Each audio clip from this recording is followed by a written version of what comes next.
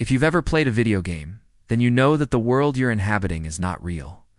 You are simply interacting with computer-generated graphics and animations based on your own choices and actions. But what if I told you that the world we're living in right now might actually be a simulation, like the ones we find ourselves in when playing a video game? Sounds crazy, right? Well, some of the biggest names in philosophy and physics are actually exploring this idea. In fact, physicists have been exploring the idea that our universe might actually be a simulation for decades. But the debate over whether or not we're living in a simulation is really a question for philosophers to answer. What do you think? Is it possible that we're living in a simulation? Let us know in the comments below. And don't forget to subscribe for more videos of Science Explained. One of the most famous proponents of this idea is the late Stephen Hawking, who argued that the universe as we know it might actually be a hologram. This means that everything we see around us might actually be a projection of information stored on a two-dimensional surface. While this idea is still highly speculative, it has some interesting implications for the nature of reality.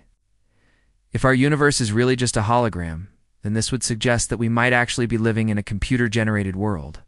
And it turns out there are some pretty good arguments to suggest that we might actually be living in a simulation.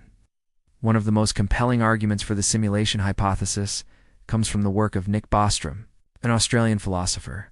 Bostrom argues that if technological progress continues along its current trajectory, then it's highly likely that at some point in the future, humans will be able to run computer simulations of reality. Suppose that there are an infinite number of simulated worlds out there.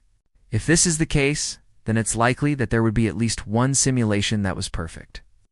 A simulation that accurately replicates the way the universe works down to the smallest detail.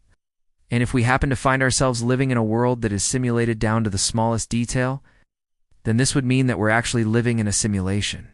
If this is the case, then it's possible that we could upload our consciousness into a computer and live out the remainder of our lives inside a simulated world. So far, so science fiction, right? Well, according to Bostrom, if we're advanced enough to create these simulations, then it stands to reason that we would also create simulations based on earlier points in human history.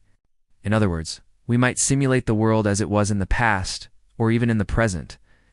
And if we create these simulations, then it's possible that there are other simulated worlds out there that are based on different histories, or even different physics.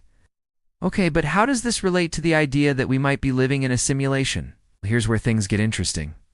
This might sound like a far-fetched idea, but it's actually a lot more plausible than you might think. Of course, there are also other physicists who disagree with Hawking's ideas.